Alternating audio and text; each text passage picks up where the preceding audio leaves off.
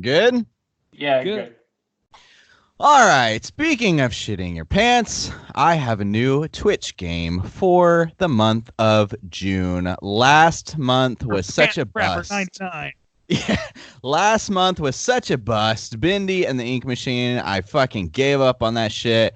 So coming into June, I was really looking for something to blow me out of the water. And Layers of Fear is the game for June, and it is fucking awesome. I played it for an hour and a half this week because I missed last week. I was on vacation, then we had like a late cast, and we had a ton of people join in, and it's like so fucking cool. It's essentially like playing through a horror movie. There's not like a whole lot of combat or anything, but you're just like in this haunted house and you're just like exploring stuff.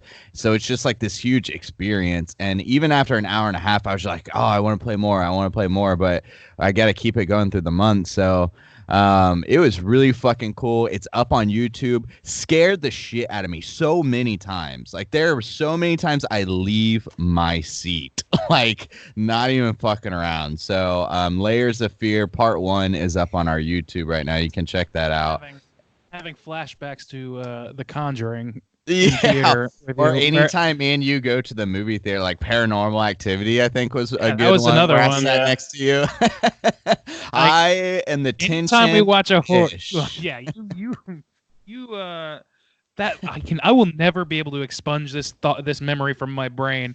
Where I'm sitting there watching The Conjuring and like, you know, things are getting spooky and something moves and something's in the background or whatever, and I'll react to it a little bit like, oh, and you'll be sitting there looking at me like, Randy, what's up, Randy? Like just avoiding the screen at all costs, just speaking to me. And then I would react, and you'd go, what is it? What happened? And I'm like, there's a giant fucking screen next to you. I think the chosen nickname at the time was Borland, though. Borland. Right. What's happening? Borland. Or like, Randy. Ooh, Borland. Ooh, Borland. Dude, What? so if you want to get a little... Except with a video game, I have to watch the screen. So if you want to get a little taste of what it's like to go to a horror movie with your boy Soju, check out Layers of Fear on YouTube and on our Twitch channel, twitch.tv/Straight Chillin' Podcast. I will be playing again next week and for the rest of the month. So I am excited to get the shit scared out of me for a couple more weeks. If that sounds like fun to you, definitely tune in with us. So much better than Bendy and the Ink Machine. Thank the Lords. And also, we got to give a poster away. Not only do we have a good Twitch week, we had lots of turnout for this Godzilla poster. People are trying to get their hands on this bit. So thanks for commenting, liking on our YouTube page, on our YouTube, what is it, video? Yes. What's the words I'm looking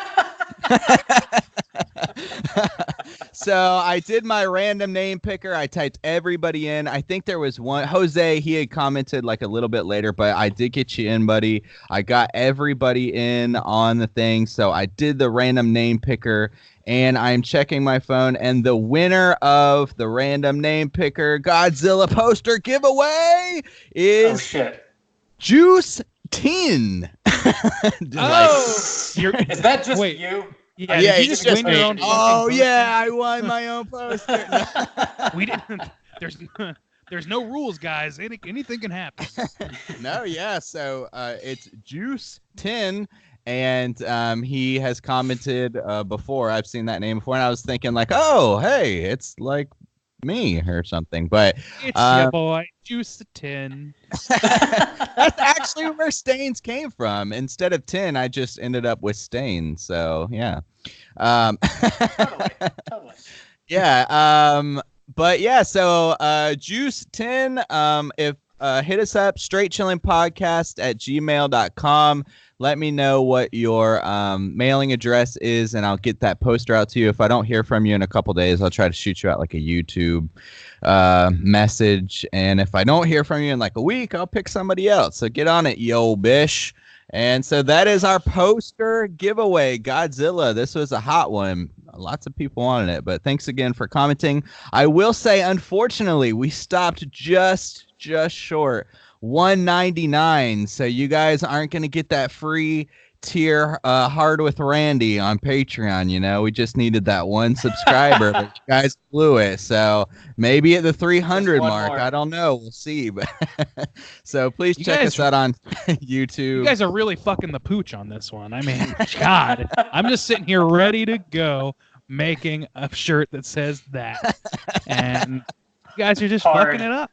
Yeah. With us. Hard with us, hard with Randy. You guys missed it, but I also just have another.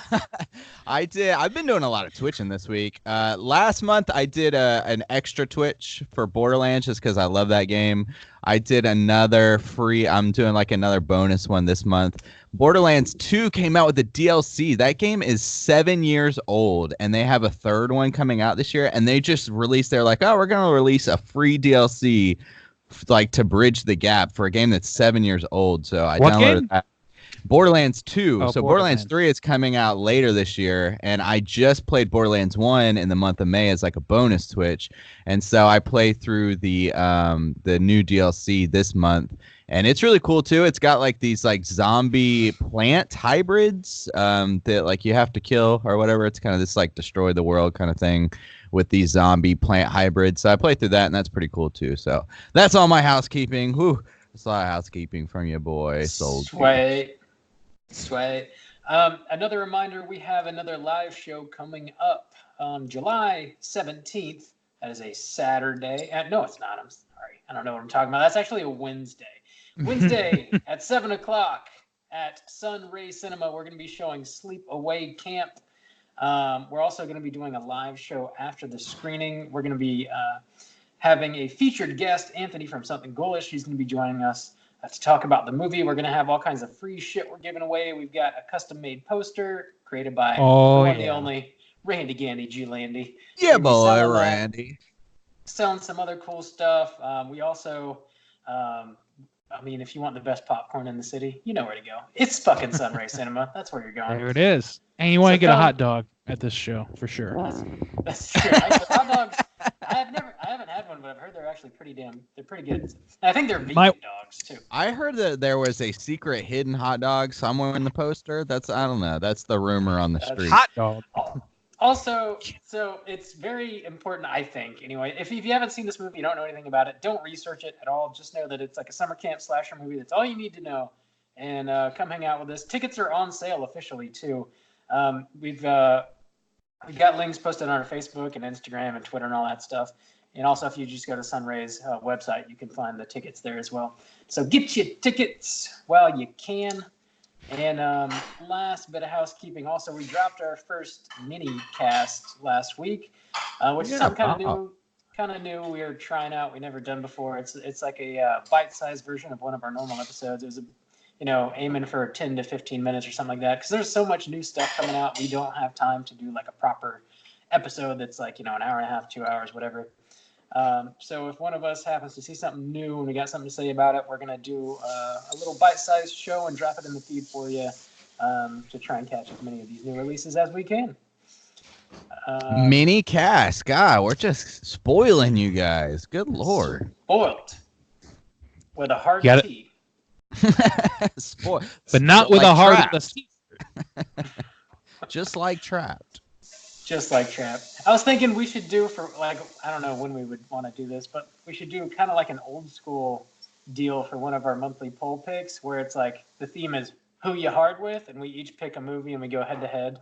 And people I mean, isn't that like what we do anyways? But like we don't often say who chose what, like this time, like you would. So it really wouldn't be about the movie; it'd just be about who's your favorite cast member. Okay. So I think we all know who's gonna win that one. I know you guys are real desperate to weaponize each other against each other, but let's just go ahead and pick some movies. That's how the show's gonna end right there. This is gonna be a battle royale show by the end of the year. Soju versus Goth Bob, and poor Randy is just stuck in the middle trying to keep the peace. I'm sitting here with my foreign fingers just twiddling my dick. I think we all know who would win that one, Goth Bob, okay? Oh, Borland. Oh. Shit. Let's go ahead and talk about what we've been watching this week. Randy, what you been watching? Not a whole ton. I watched a little bit of the E3 show for Nintendo because like it's the only platform I give even the remotest shit about now as somebody who is a reformed Nintendo fanboy and hasn't really played a ton of games in the past several years. But I was looking for that new Zelda, and I was not disappointed in that. There's a new Zelda on its way, which I'm excited about. Borland. Got the Banjo-Kazooie make an appearance, which was a huge fucking boon for me. It was very much a nostalgia pleasure for me to get that. Aside from that, though, I also watched a shit ton of real fanboys losing their goddamn minds in reaction videos about fucking Banjo-Kazooie. I'm talking ripping their shirts off and screaming at the top of their lungs. Damn. One of them fell down a few steps and was like, I twisted my ankle. Like, I'm like, what is going on? I know you guys feel a pressure to overreact, but please don't hurt yourselves. I just can't imagine getting that excited about anything unless somebody was like, "Here's $1 million." Then I'm sure. Then I'll like rip my shirt. If we like, maybe it's just that we're broken people that can't get excited, or maybe it's that people are losing their fucking minds and attaching their own personalities to a video game character too hard. Anyway, not my cool. fault. I can spend $10 to play Banjo-Kazooie and Smash. Yeah. Which is cool. Don't get me wrong. Which I'm perfectly prepared to do. Excited to do. But you guys, let's remember that we got to go to work in the morning. All right. Get off, Old man Randy. He's just not hard with Banjo-Kazooie anymore. Don't you say that? Don't you put that evil on me?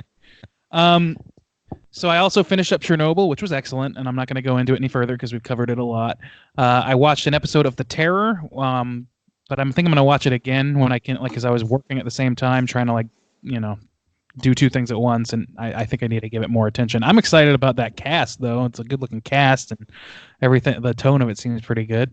But primarily, the only thing I've been watching is The Pacific, because I finished up Band of Brothers. Okay, yeah. Weeks ago.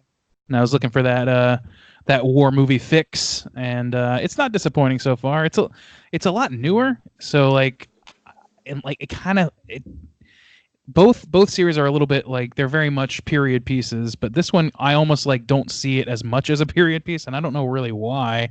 It just seems much more modern to me, and I don't know if it's just because it was filmed on modern cameras or what, but like sometimes I'll feel like, oh yeah, they don't have cell phones. Like, and my brain just has weird flits with it. But it's like just in terms of craft or whatever, it's really good so far, and I enjoy it, and it's definitely hitting that fix for just war movie bullshit.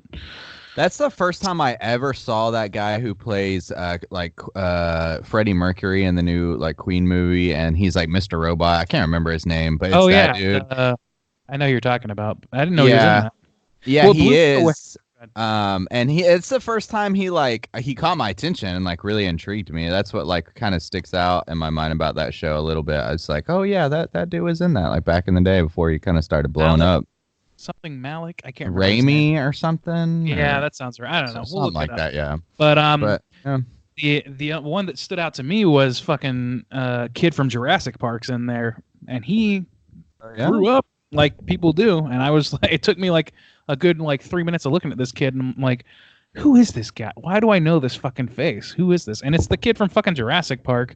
Is it? Yeah. Is he like the main guy or like the guy who like wants to go, like that guy? Yeah, he's the kid who wants. He's the kid who like can't go because he has a heart murmur. And he's all depressed. Yeah. He doesn't get to go, almost die in the Pacific. But gotcha.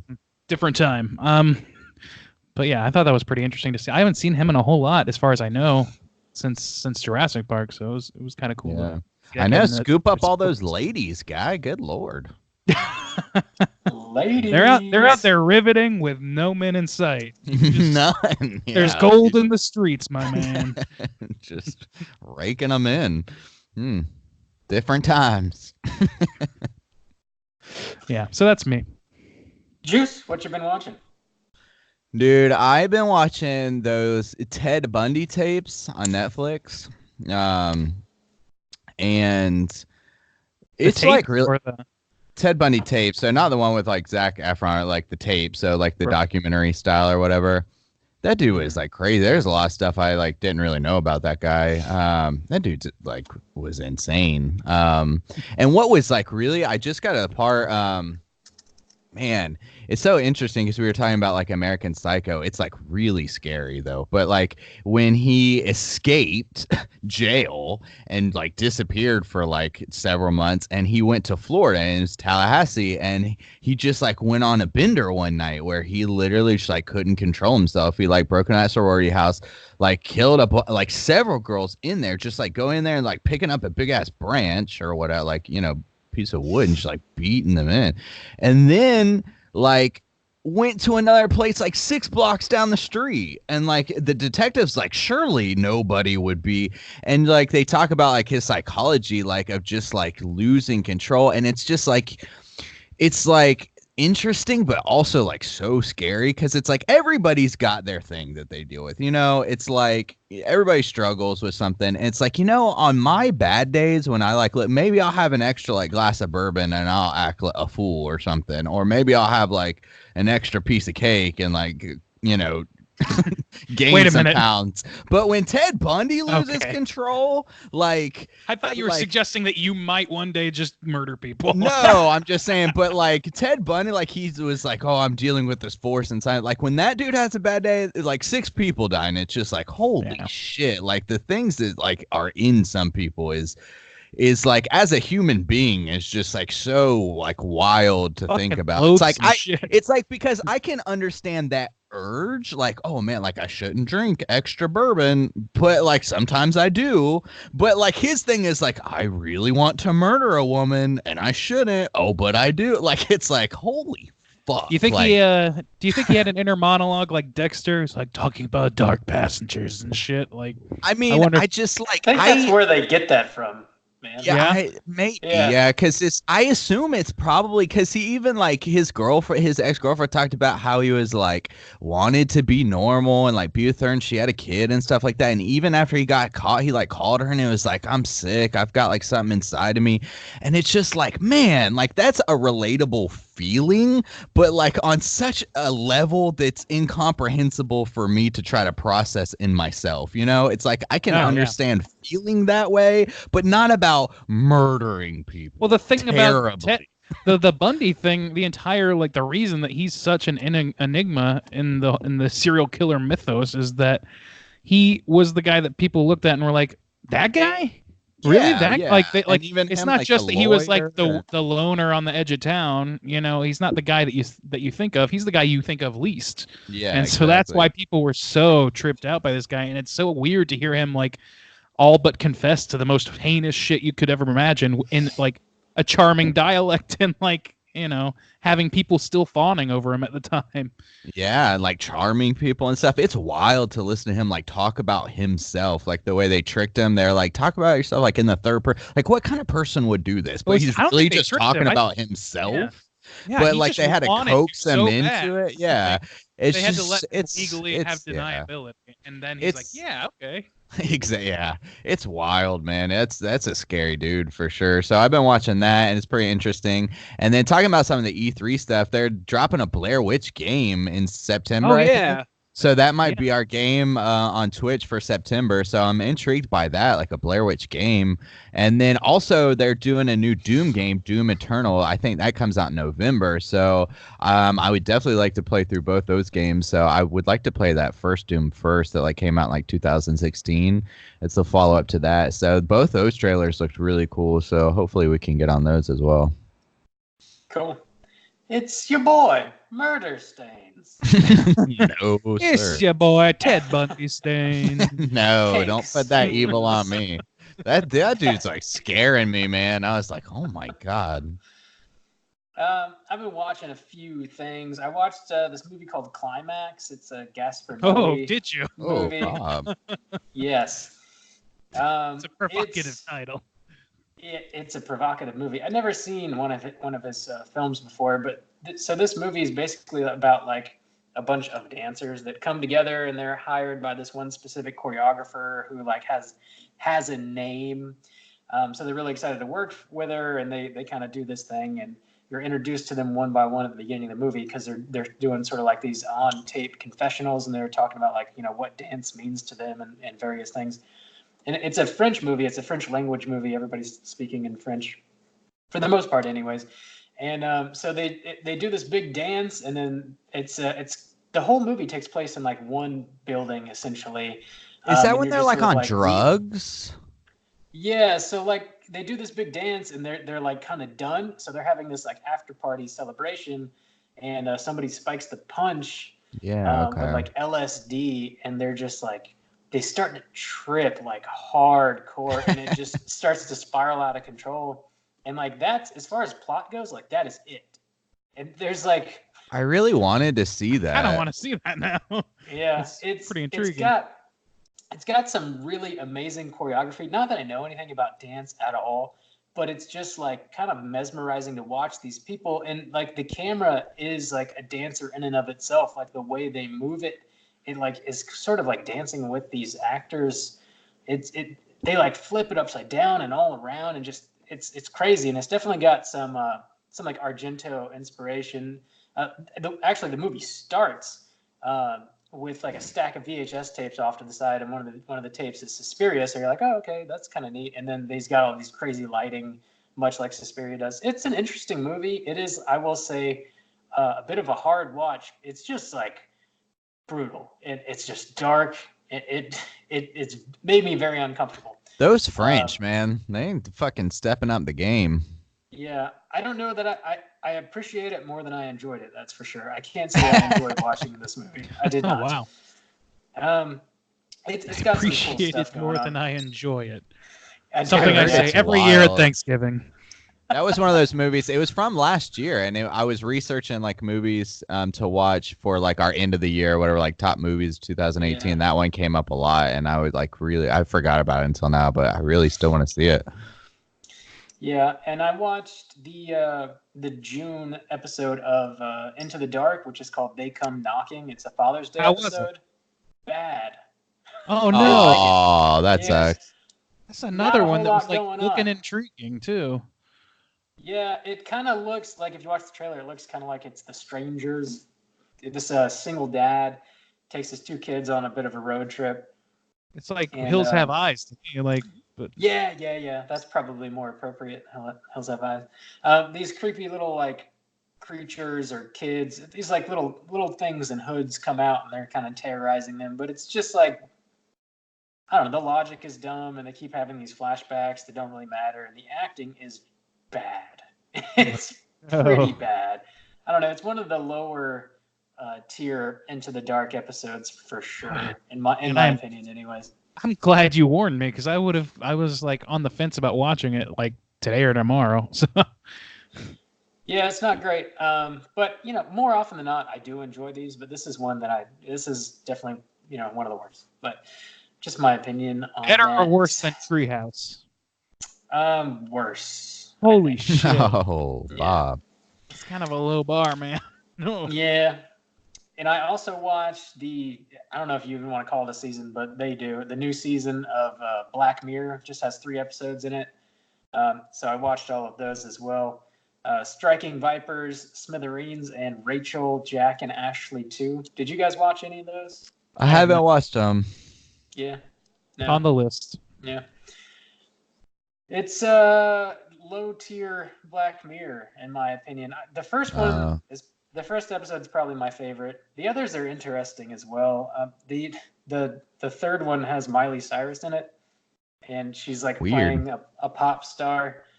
And she, Oh, the thing wow, that like really stretching her chops there. Yeah, she actually did fine, I think. I don't know if she's acted in anything else before, but she did fine. But she playing like a sings. star who pretends to be a normal girl by night and goes to a normal high school, and then I'm sorry, No, that's Disney Channel. No.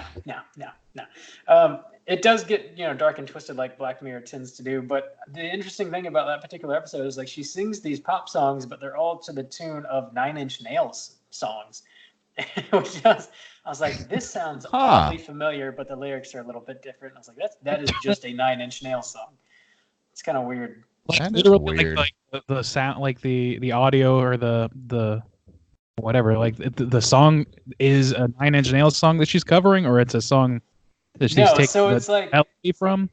It's like the same song, but it's not the same recording. It's like they re-recorded the song, and then it doesn't sound quite as heavy, and then she changed the lyrics to make them a little more friendly. A lot of Okay, the lyrics are still the it same. is a Nine Inch Nails song. That's Okay, 100% a Nine Inch Nails song. Yeah. that kinda is weird. interested Yeah. by that approach, to be honest. I need to watch It's that shit, but like, yeah, Black Mirror has a little bit of diminishing returns at this point in general, in my opinion. Yeah. But I mean, Bandersnatch was a lot of fun, but there wasn't a whole lot to it. Like once you get past the gimmick, and I don't know. I liked all of these better than Bandersnatch. Honestly, like Bandersnatch was only a gimmick, and really it didn't do a whole lot for me plot wise or whatever. But these, I think they're pretty good. They're pretty good, Yeah. but not like top tier Black Mirror. Yeah. It's still decent though. Top tier. That's it for me. That's what I've been watching this week. Let's go ahead and get into the main event and talk about Escape Room. Start off with the back of the box. What is on the back of the box that does actually exist, but I don't have it. So this is brought to you by IMDb. The plot synopsis is as follows. 6 strangers find themselves in a maze of deadly mystery rooms and must use their wits to survive. This is directed by Adam Robitel. Escape Room from 2019. So you guys, I think we none of us had seen this one before. Going into this movie, were you aware of it? Were you kind of excited about it? And would you recommend people check it out? Juice, why don't you kick us off? I was aware of it in that I remember it came out earlier this year, and so I'd seen it in trailers and stuff like that, but not super aware, but I did know it existed, and kind of assumed it was kind of like a Saw maybe kind of deal, or kind of like a little bit of a play off of that, but with the the kind of escape room twist to it. And so I wasn't particularly excited going in, but however, I will say that by the end of it, I was pleasantly surprised, and it might have been because I went in with lower expectations. I thought it was gonna be like a Saw kind of ripoff or something like that. But I like escape rooms. We used to do escape rooms together before we all moved away. And I thought this actually was pretty cool in a lot of ways, and was pleasantly surprised with what I got from this movie. So I would recommend if you're into maybe escape rooms, or if you're into kind of horror thriller movies that have kind of puzzles or games, kind of like Saw, but not really. I don't know. It kind of reminded me, I guess, a little bit like Cube or something like that kind of movie. Mm-hmm. So if you like that kind of mystery puzzle kind of movie, then I thought this one was actually pretty solid. Cool. Randy, what about you, man? I mean, yeah, pretty much exactly what Juice said. This is a movie that I could have easily just glossed over, and I did. That was essentially what happened when it came through theaters. I was like, yeah, I'm not gonna make a special point to go see this movie, because it seemed like one of those movies that's cashing in on something that's popular at the time, which happens all the time with horror movies, to mixed results, usually not so great, but sometimes okay. I mean, but then again, my favorite movie of all fucking time is Clue, so what the fuck do I know about that? So these weird times. It's a great fucking movie.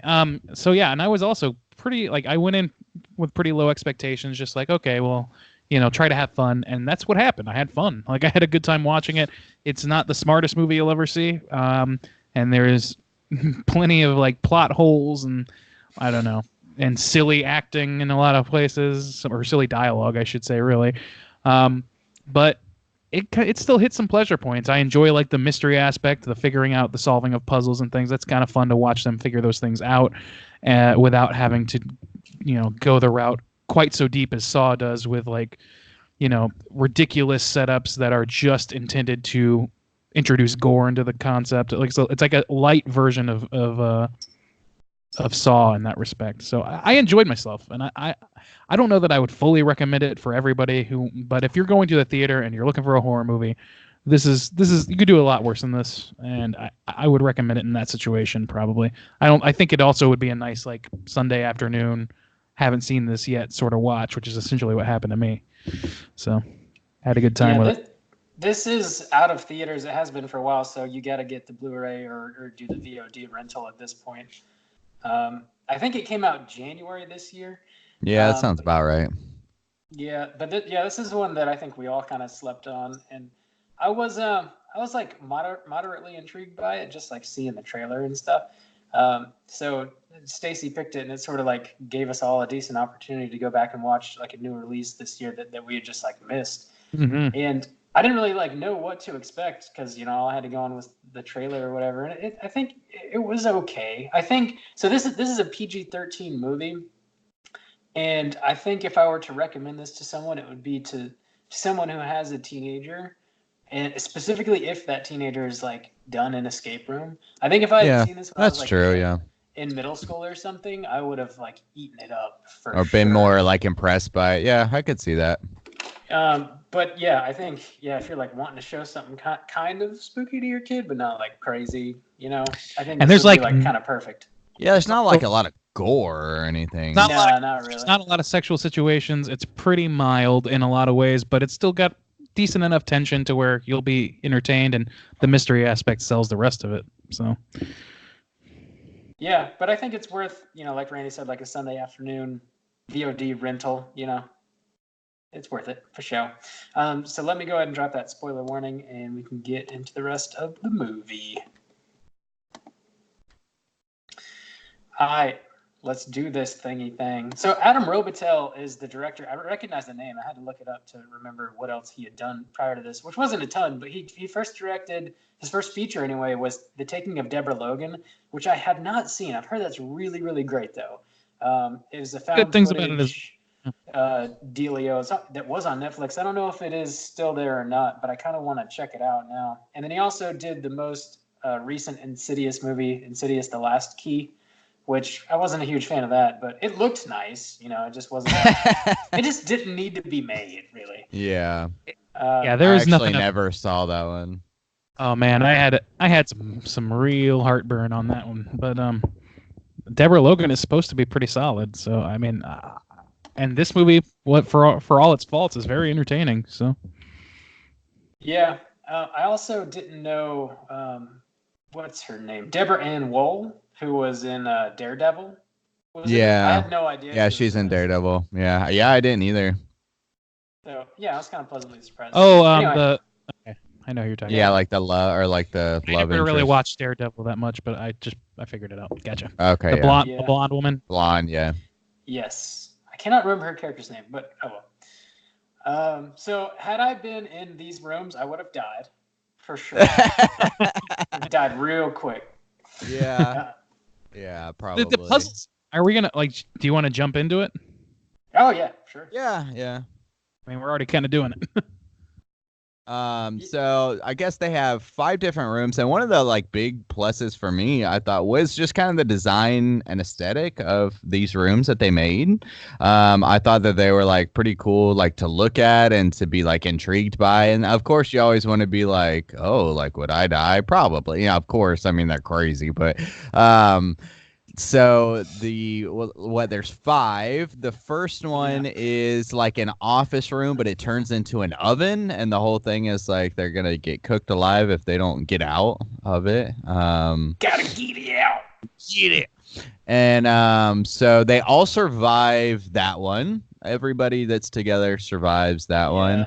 Then I have a question about this, and I may have just like missed it. But so we're in the room.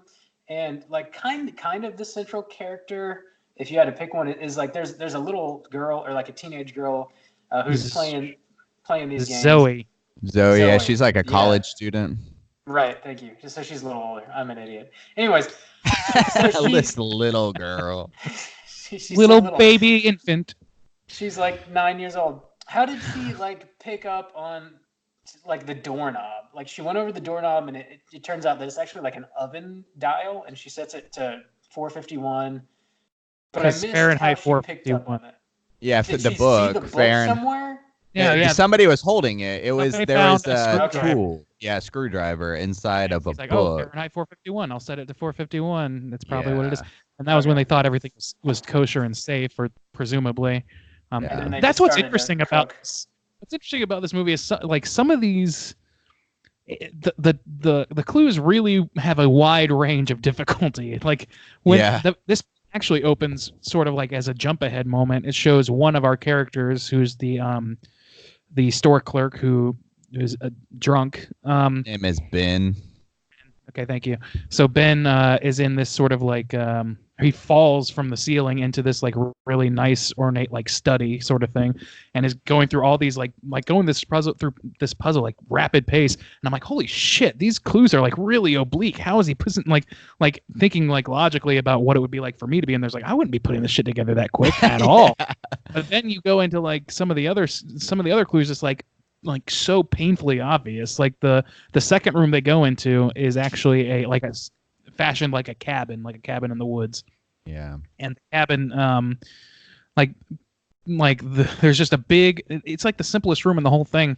There's like a big crochet on the wall or something that says You'll go down in history. You'll go down in history. It's like, oh, so Rudolph or something. That's immediately what I thought. Yeah, like immediately you think of that. It's supposed to tie in with his sad backstory because they all have one, but and it does. I guess it just reminds him of it. But like, you don't need that knowledge to know that that's from fucking Rudolph. Like, yeah, and they have like all the other reindeers on the wall. So even if like you didn't, you could just be like, oh, wait a second. Yeah, it's exactly. Like they have like little weird nods in all these rooms to tell all the characters that are playing the game, because you come to find out that each one of these people have survived some sort of a terrible tragedy, and they came out as the lone survivor.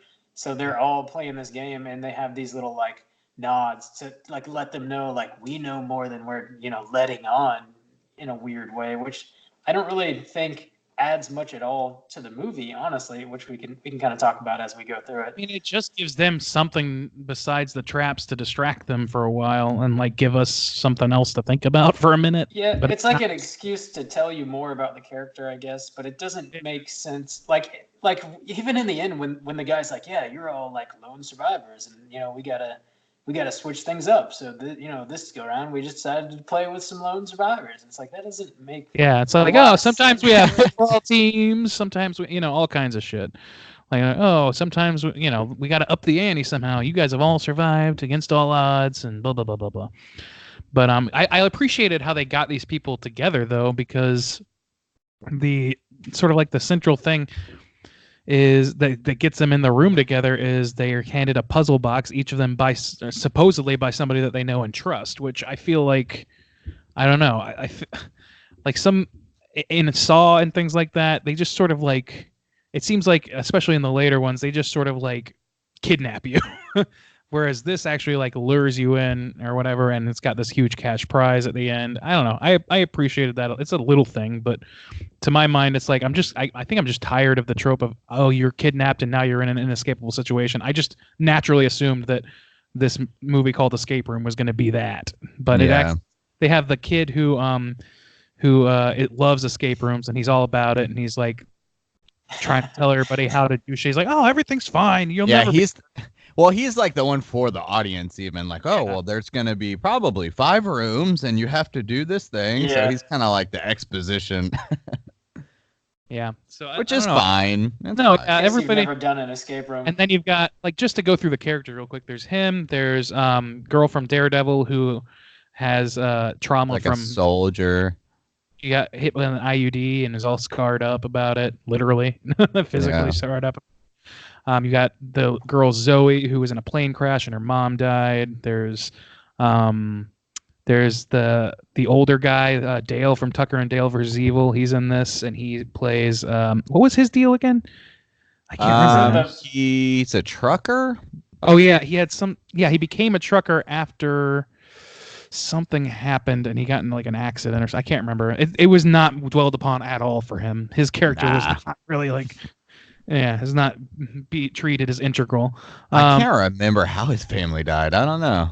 Yeah, I don't know either. And then you've got Ben, the kid who's a store clerk who's drunk, who drunkenly, accidentally like crashed his car with all his friends in it, and all of his friends died.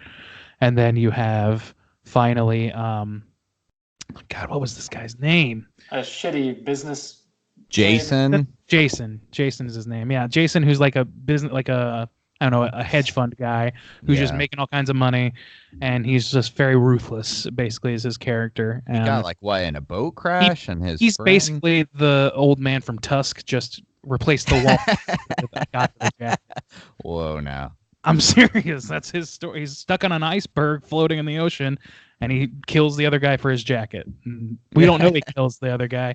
He tells everybody that the guy just floated off one day. He got hypothermia and lost his mind. So survival is a choice.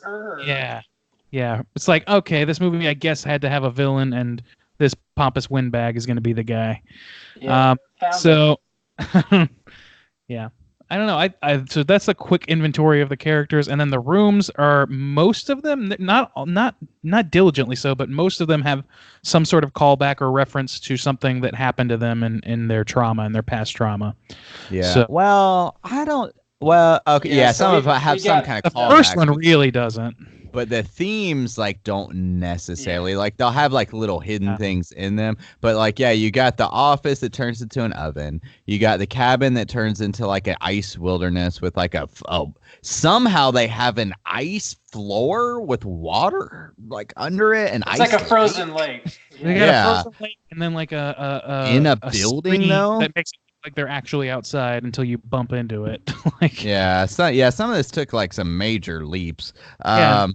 And billiard then room, the billiard room, it's upside. That was like the most like cool like looking to me, because then they took him to like the top of the building and like the floor like dropped out. Like they would play the song, and like when the song was done, like a piece of the floor would like drop out. That was pretty cool.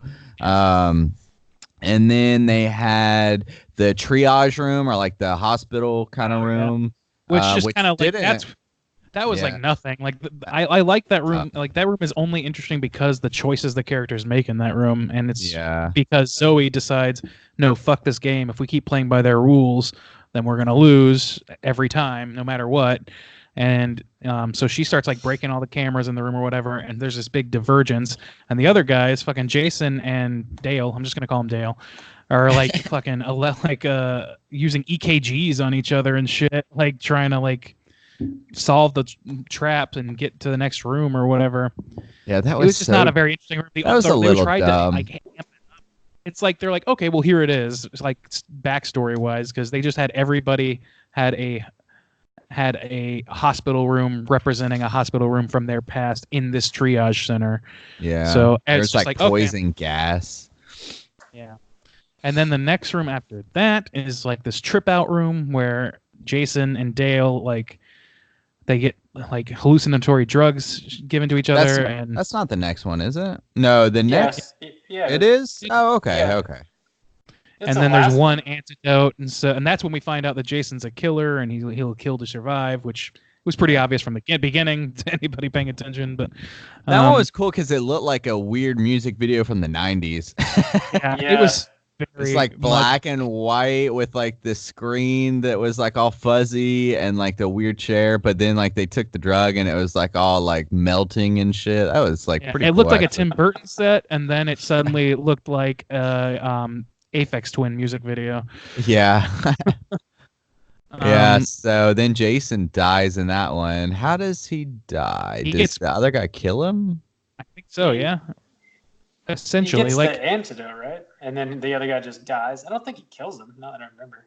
Anyways. Doesn't he? Like they definitely have a rumble. They definitely fight it out, and Dale wins the antidote to save himself, and he definitely like punches them out a few times. So presumably he's gonna die, even if he's not dead at that moment. And so Dale moves on from there. I don't remember what happens to Dale. Ben moves on. Ben. Oh, it's Ben. You're right. It's not Dale. It's the young guy. Dale dies in the hospital room. Dale died in the previous. That's right. Yeah. He gets defibrillated to death. And the irony there is like the girl wants to hit him with a defibrillator again after his heart stops, which is what the device is fucking for. And the guy's like, no, leave it be. He's like, you could actually maybe save him with a fucking thing. I don't know.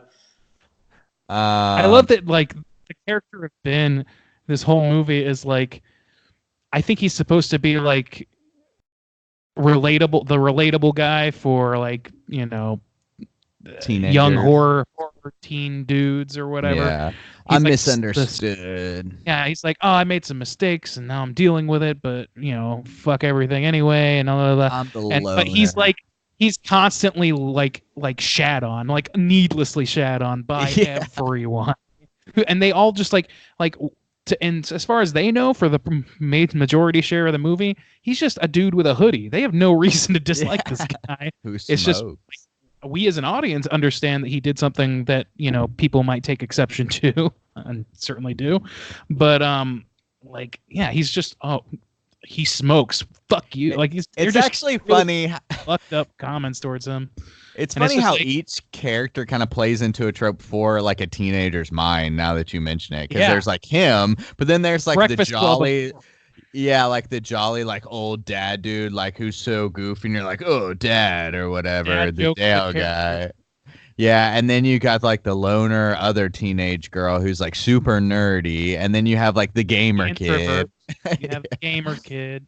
And you Yeah, have it's basically- like the greedy adult banker guy or whatever, who's like the villain. That's pretty funny. And then you've got the military person. She doesn't have a character besides being traumatized by the military.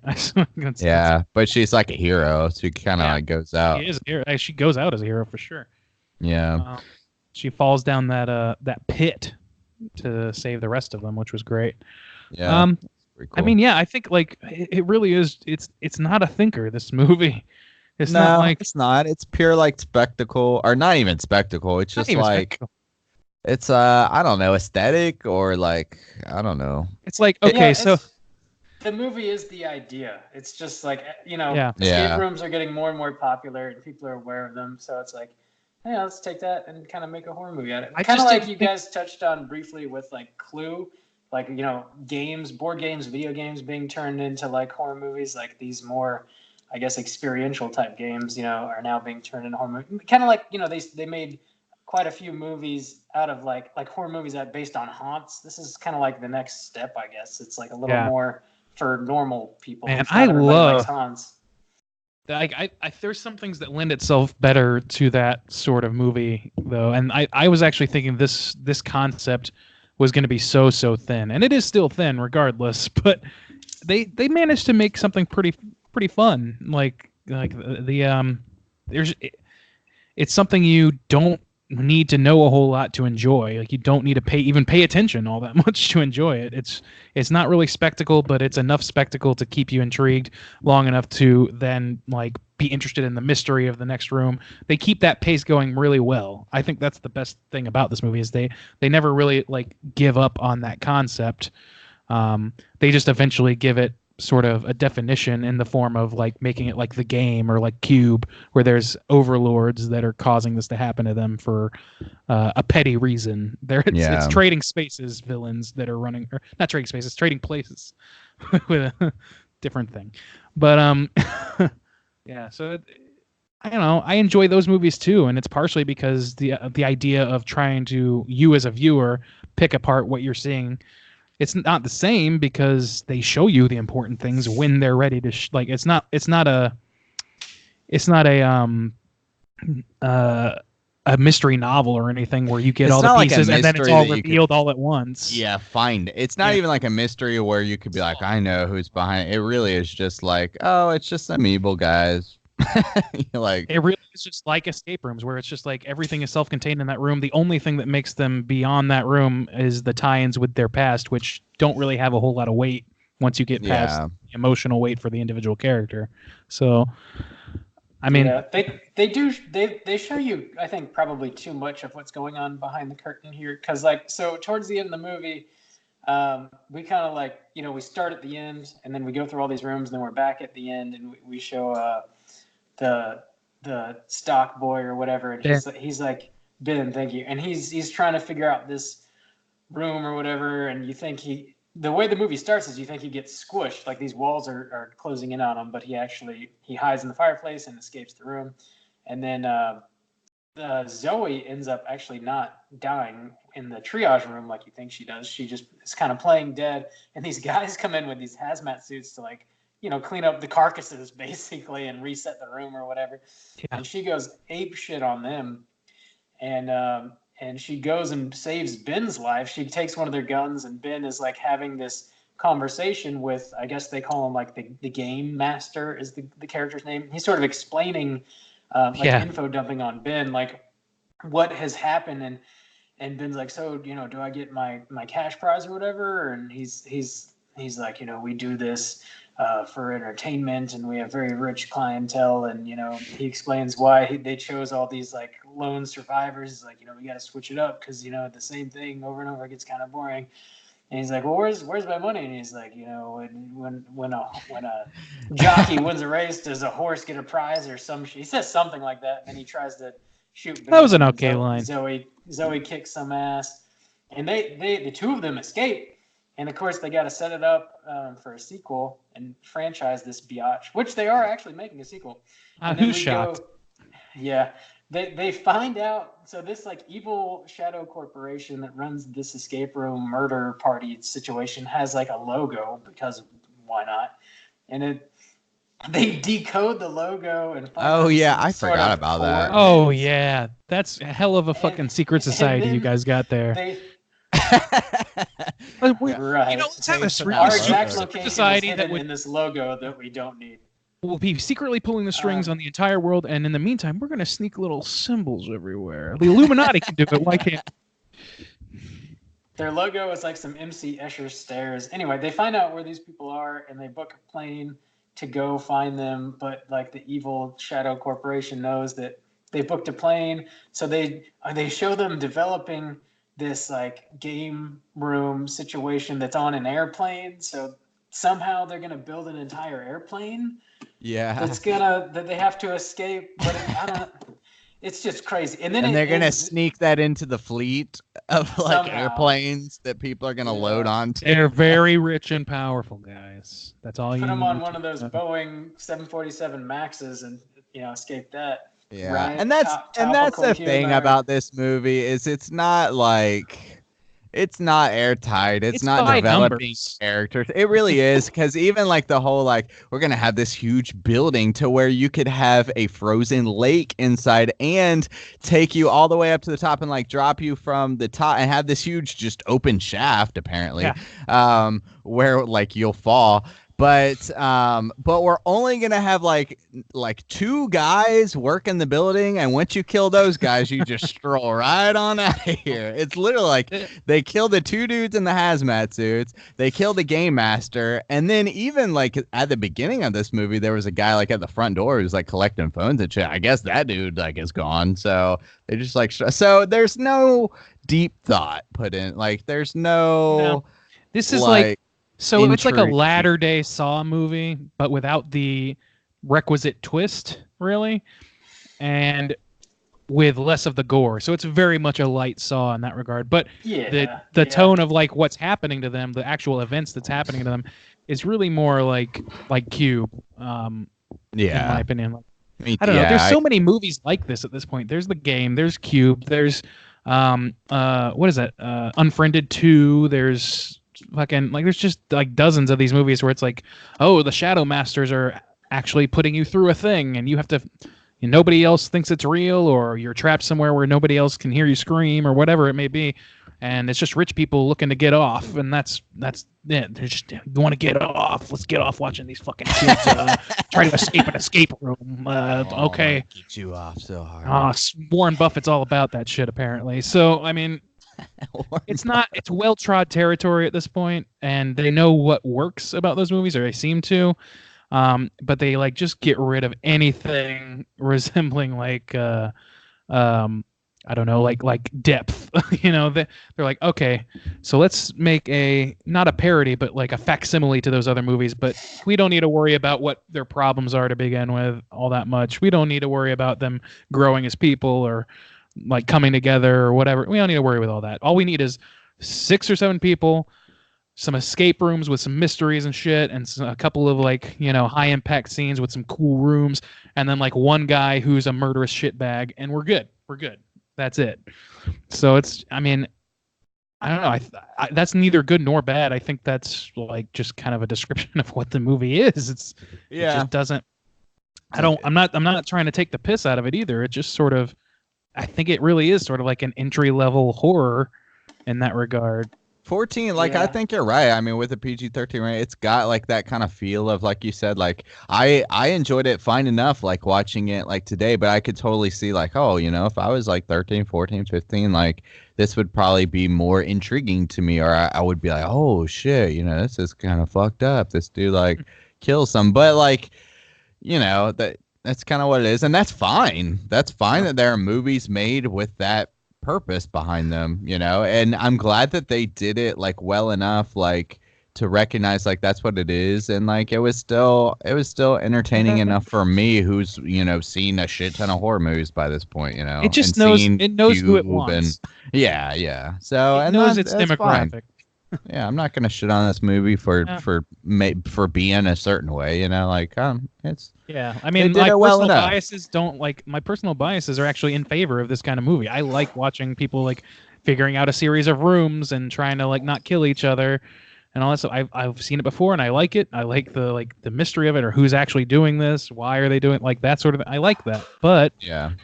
this is sort of like a low level example of that in terms of I like being that trope, but it is a pretty good movie if you are sort of entering the world of horror at a very, very basic or very, very entry level.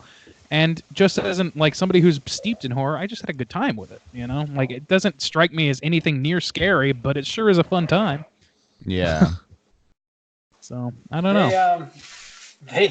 When I was watching this, I had Saw on the brain pretty much the whole time. I was just like, oh, this is definitely trying to be the next Saw franchise, because Saw was I think is like one of the most profitable film franchises of all time. And then they end it with they like zoom in on the game master and he's like on a TV, which is very Saw like, he's sort of like silhouetted, you can't quite see what his face looks like, and he just says like, I'm glad Zoe got over her fear of flying. Let's play again. And I was just like, if there was any doubt in your mind that this was trying to be the next Saw franchise, let us just really. clear that up for you right here now. Yeah, but I mean, they didn't like completely rip it. Like, No. it didn't have like It's a any kind different of like style. little doll or so. Yeah, I mean, I thought it Yeah. was. It's not green. It's not entirely green and blue. So that's a Yeah, start. yeah, yeah. They I had mean, it different definitely. colors, yeah. I was pleased actually that those were my expectations, and I was pleased that it was not quite that. Like, I was glad to be like, oh, okay, they kind of went more the cube route or whatever, and I don't know. So I guess subverting my own expectations kind of like is like, oh, okay, I'll give them a break. Yeah, I don't know. they However, did have, oh, go ahead. they created another character, which I don't really know why they did this, but they have this character, Dr. Wu Tan Yu. You just like see him Yeah. in like these little videos. They that needed to give it a made. cool name. They Ooh, needed And a you cool name. see his name like written on the walls and stuff, and then inexplicably somehow Zoe like figures out it's an anagram for No Way Out. It's just little things like yeah. that. I think they could Like- have pared a lot of that back and made it more simple, and I would have enjoyed it. I a little really bit more. thought- you. So at the moment that happens, that she figures that out, she's showing the cops the warehouse where she went. Yeah. She's escaped, and her and Ben, who's in the hospital, they both escaped, and she's showing the police. She's like, "All right, this shit happened to me. I swear to God." And she brings like somehow like 5 cop cars come with her. They believe her wholesale. Great. They show up, and it's all like been wiped out. It looks like just an abandoned warehouse, and there's Dr. Wu Tan Yu written on the wall in graffiti, and the graffiti literally floats and reorganizes itself. She's like, "Wait a minute."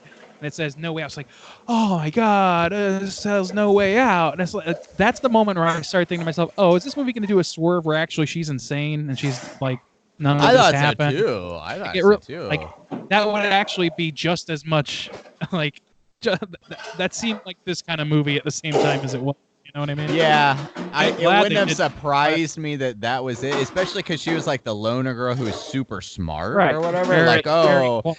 she's good at puzzles, and I was like, oh man, did she like murder these people? But then no, they didn't. And either one wouldn't have surprised me, like for this type of movie. Like both ways it could have gone was like I was paint still by waiting. numbers. I mean, this is the kind of movie where you would almost you feel like there's a requisite twist in it because it's so Saw-like, because it's so like 2000s horror, like it feels very much like of that ilk. But even those movies are getting smart enough to be like, okay, we can't have a twist in every fucking movie. So, um, if there is a twist, it's that there are like tons of people running this organization that make people compete Hunger Games style against each other, but that's not really a revelation at all because that's the first thing you think of when this is happening to them. So, Exactly, yeah. I mean, I don't know. But you guys have anything else you want to mention before we rate this thing? No. All right. No, I think I'm fine. Let's go ahead and do it. Out of 5, Juice, why don't you kick us off? How you feel about Escape Room? I don't know. Maybe I was just like ready to like not like this movie or to hate this movie or think it wasn't going to be good. But so I feel like that's going to bump me up a little bit. And I feel like I'm kind of proud of the way I feel like they reined themselves in a little bit on some of these things. Like, I feel like it would have been easy to like maybe go more assault rifle or like, I don't know. It seems like, even though it's like a pretty basic kind of movie, like the choices that they made, like I'm kind of proud that they made them. I don't if that makes any sense. I don't know. You're Even though it doesn't. Like a proud Diddy. Well, I'm just like kind of proud. Oh, Like Diddy. I don't know. I don't know. It's weird. It's like a weird feeling, but I'm just like I don't know. I'm just I think the I choices think you're just that happy they that they made, didn't take please. every easy route. Yeah, I guess so. And even for like a movie where I don't think like, oh, they did a whole lot with the characters or like, I don't know. It's just like they made a specific kind of movie and they made that like well enough. So, hey, decent job or good job, whatever. I don't know. And I really like Cube. Like, and I like those kinds of movies and it reminded me of Cube. So I was like, I'm glad this reminds me more of Cube than I guess of Saw. Especially going like the rich people route. Like we don't need to like go Hostel again and stuff like that. So, yeah, I mean, it was fine. I'd give it, I guess, I don't know, like a medium, like a 2.5, I guess. I think it's like fair enough for what this movie is and knowing what it is and not really trying to be much other else. Like, I think a 2.5 is fair. And it's a movie like I would never steer anyone like away from. I don't know if I like want to personally watch it again, but like I would never be like, "Oh, don't watch Escape Room."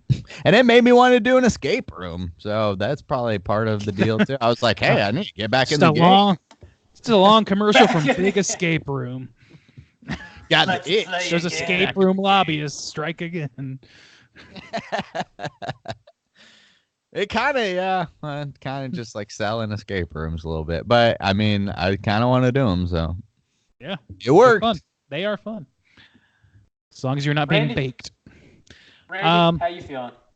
Feels so good. I'm gonna say that this movie for me is a 2, and I know that sounds low, but like Justin said, like a 2.5 being dead center medium of our scoring, and after last week's having given that score to Godzilla, I couldn't immediately then give the same score to this movie, which in my mind is a smidge lower on the totem pole because it doesn't have that spectacle factor. That's kind of like the thing that really puts Godzilla over.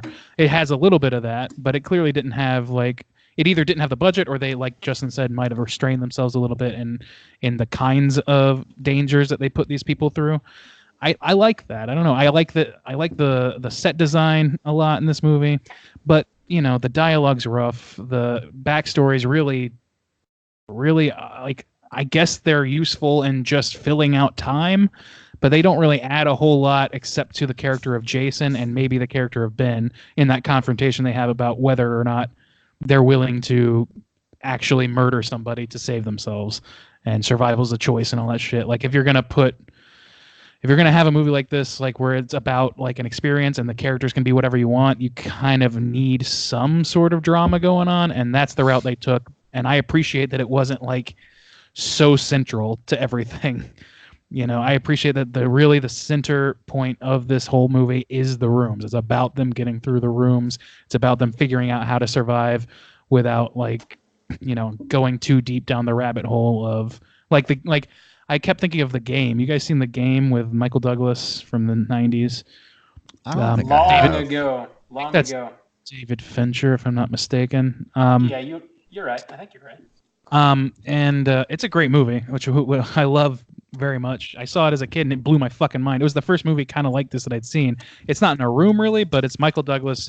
His brother gives him a card that says, "Oh, you can be in the game now." And they go and he does a bunch of interviews and takes a health exam and all this stuff. And then just weird stuff starts happening to him and all this crazy shit starts happening. And I won't spoil the ending or whatever, but it's sort of this like big conspiracy sort of level thing, very dramatic, very mystery laden. I like it wasn't going to reach those heights emotionally because it's not about this one guy who you're focusing on for 2 hours about his problems and how he's cut himself off from the world and all this shit. And it's really just these people are fodder. Let's give them a little bit of humanity and let them loose into this fucking thing. And we don't need to go too gory with it. We'll just make the rooms cool and that'll make up for that so we can get more of the young blood into the seats. And I mean, I think it is what it aimed to be. I think it hits every point that it needs to hit to be what it is. If I, on the other hand, didn't like these kinds of movies, I would probably be feeling that in my score pretty hard. Like, Yeah, that's true. like That's fair. it's very much like I don't know. It's kind of at my mercy, so to speak, like at the mercy of my biases.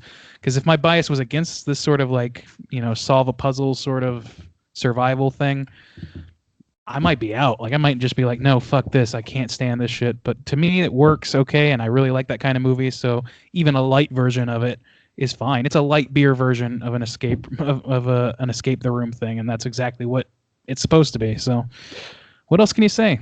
Acting is fine for what they're given, ish. Yeah. I love seeing Dale, or what's his name, Tyler Labine. I love that fucking guy. His dad jokes were cracking me up. That was fun. Anything else positive or negative? I think that's really it. I didn't care for the ending really, but I kind of knew that I wouldn't. By the midpoint, I'm like, okay, so no matter how this ends with a twist or not, or if it's what we expect, which is a global conspiracy thing to make people compete, either way, it's going to be just like, okay, seen it, so many times, done by much better storytelling. We're too jaded. Yeah. But they kept my interest, and I think that's the best this kind of movie can hope for, in my mind. This like a movie aimed at younger demographics like this. That's the best they can really hope for in a lot of cases, with some exceptions, but mostly it was fine. 2 stars. 2 stars. Yeah, I think I kind of feel similarly, Randy. I'm gonna come in with a 2-star on this one as well. Most importantly, I appreciate how headstrong Zoe is. She's kind of pulling me through. Rob really forcing that joke. Oh, I love the look that you both gave. It was the exact same look too. Check it out on YouTube. We got to put that trap song at the end of this episode. Shame. Yeah, this movie, it just kind of it is what it is, and it did what it was trying to do. I think my biggest complaint with it, I kind of already hinted at. I just wish they would have pared back some of like the superfluous complexities. I guess I kind of hesitate to use that word, but I don't know what else to say. Like, get rid of the doctor character and like the whole these people are lone survivors and like this weird warehouse at the end, and like kind of make it even more about the rooms. Like, I don't know, because there's, I don't know, maybe 20 minutes of weird stuff at the end. Like, invest more time in those rooms. That's this movie. It really is. It's like the intricacies of those rooms and how these people are able to survive or not survive those rooms. That's what I liked about Cube, man, is that like they go through all this and the end of it is just the end of it. You don't see what happens after they walk out the door or whoever walks out. Yeah, I'm like, I have no interest in like knowing that there's a game master or that there's this huge corporation where they develop these rooms in a warehouse and now they got one on an airplane that's coming in the sequel. And I just don't really need to know this like weird doctor character. I don't need that. Because the rooms are enough. They really are. If they make literally, cool, even if you want to make sequels, you could just end it with like maybe one person escaping and like never knowing what happened to that person because they don't matter. Like that's fine. Yeah, and just do some more escape rooms. Yeah, different people, different rooms. Yeah, sure. Yeah, but that's really my only complaint. See, really, that's about it. Because I mean, the rooms are pretty fun. Some are better than others, but I mean, I gotta say, like overall, they're pretty fucking cool. I think that the billiard room where everything's upside down, I think it's probably my favorite one. I Yeah, like me the too. snow room too. It's pretty cool. I don't know. There's some cool stuff going on for sure. Um, so yeah, I don't know. I'll give it a 2 because it's not like it's nothing too new. It just sort of like hits what it's aiming for, and it's like a I don't know, sort of like a nice thing to throw on. I don't, I'll It give it doesn't a aspire to much, and yeah, it doesn't, and it succeeds at what it aspires to, really. So yeah. Yeah. I would like to say, like, shouts outs to Stacey. Of course, thanks for the yeah, Patreon pick and everything like that. But this was totally one that, like, we all said kind of flew under our radar that we didn't give much attention to. And I'm kind of glad, like, I'm glad we got it in because it wasn't like the greatest movie ever, but I'm glad I got it in for the year. I don't know. Like, I'm glad Me it too. didn't skirt by. So appreciate that. Thanks, Stace. yeah. Thanks, Stace. It's a fun movie for what it is, and sometimes you need that. Sometimes True. that's nice to have. Yeah. That our aggregate's going to be at a 2.2. Let's go ahead and jump over to our Rotten Tomatoes segment and see what the critics and users think about Escape Room. You got to have something in between the vinegar strokes, right, Bob? You do, yeah. I think this movie is a future Vinegar Stroke inductee in about 30 years. You can't all be vinegar strokes, you gotta You go gotta have in other between. flavors, other different flavors of strokes. You gotta have. I love that this is now an ongoing joke, but we do not set it up again for people who are listening. It's gotten like so deep too It's taking because its own like leg. the vinegar hole and the strokes and all kinds of like it's got layers, man. I mean, yeah, you could do the etymology of this shit. It's take us You half gotta an be hour. hard. You gotta be hard with us, way down in the vinegar hole.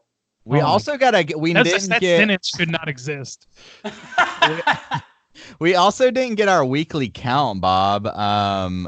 At the beginning, we usually do it under housekeeping. How many vinegar strokes have you gotten this week? Well, I finally, if you guys have been keeping up over the past few weeks, they had like a half off sale, maybe like 2 or 3 weeks ago, and I made a purchase. So I finally got that. I hadn't bought anything else from them since then, but I did order like 7 movies, so I finally got them. So the official count this week is going to be 7 vinegar Okay. strokes. 7, and then you had got the Lords of Chaos, and then you also got some kind of arrow video. So we were up to 9 last week. Have you got any more arrows or anything?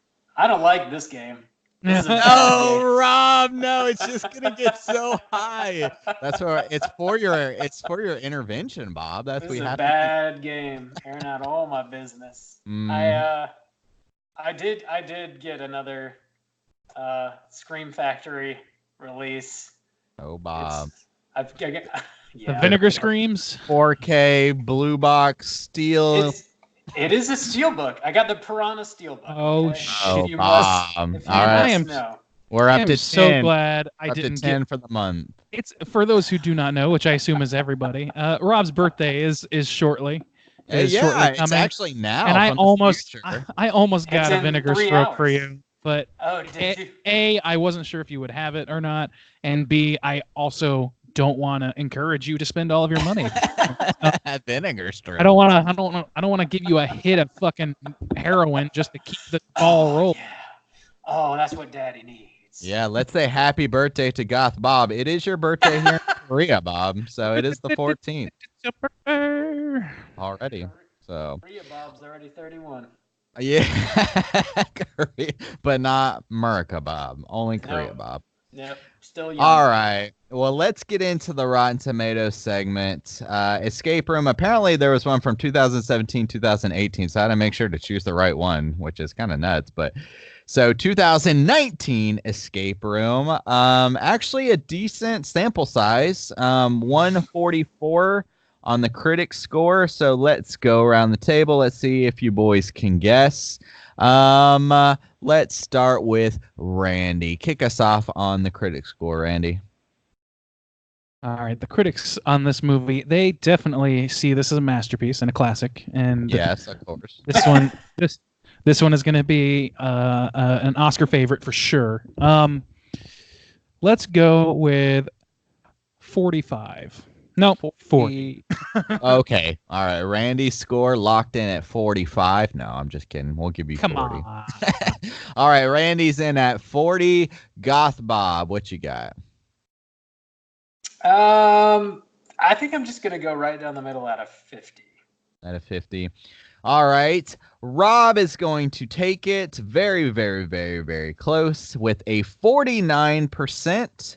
It is Rotten oh damn it. I'm like so used to saying of the 144 critics. They don't offer that information anymore. Damn. God Rotten damn Tomatoes. it.